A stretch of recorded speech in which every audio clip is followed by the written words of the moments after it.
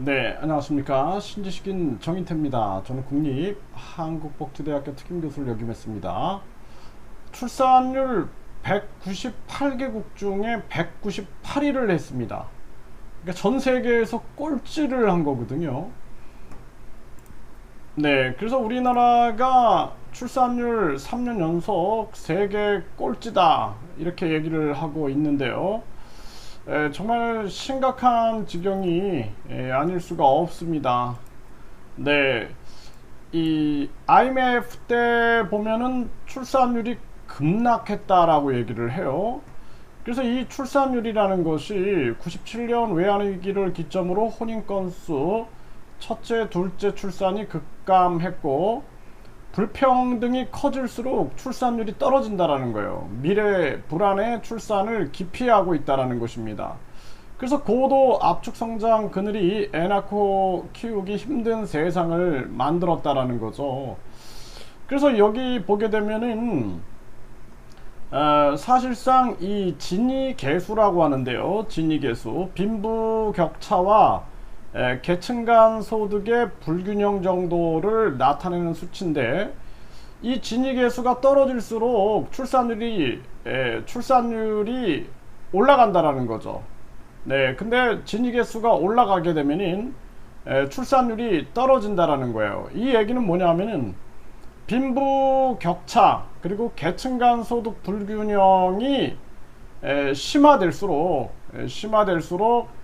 출산율은 내려간다라는 거죠. 그래서 불평등이 심화되면 상대적 박탈감, 경제적 어려움 등으로 출산율도 떨어진다라는 거예요.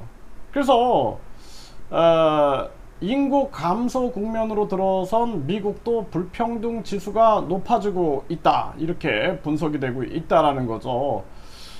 굉장히 이게 중요한 얘기다. 그래서 불평등의 증가는 청년들로 하여금 저소득층으로 전락할 수 있다는 위기감과 미래에 대한 불안감을 가중시키면서 청년 간의 경쟁을 심화시키게 되고, 이것은 가족의 약화를 초래하는데 불안이나 경쟁 속에서 가정 구성이나 출산은 위기를 높이는 요인이 되기 때문이다라는 것입니다. 참 심각한 문제죠. 그래서 결국에는 이 불평등의 증가를 막아내기 위해서는 기본소득 국민 배당제를 시행해야 한다라는 거예요.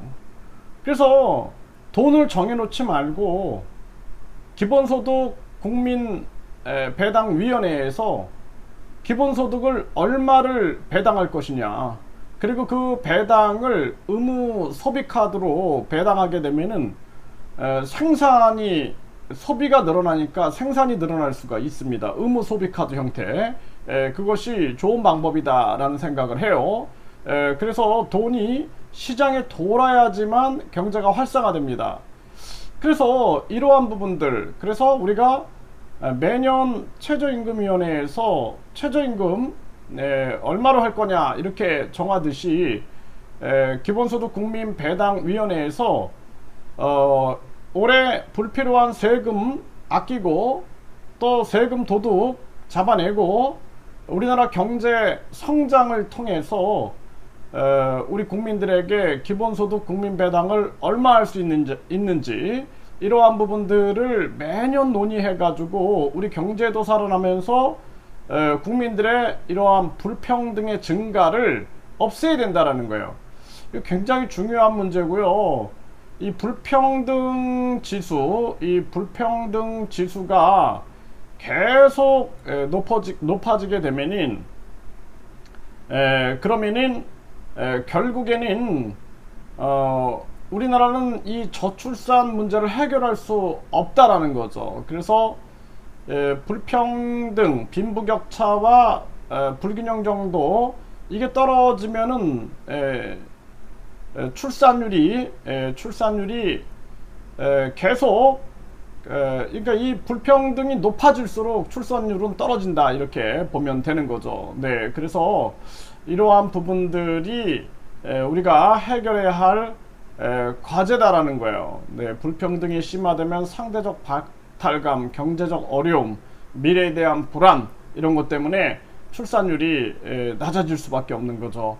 그래서 우리나라 저출산, 고령화, 자살률, 서민경제 붕괴, 부정부패, 그리고 강력범죄 증가, 이 모든 문제 해결하는 데 있어서 기본소득 국민 배당은 너무나 중요한 정책이다, 이렇게 말씀을 드릴 수가 있습니다.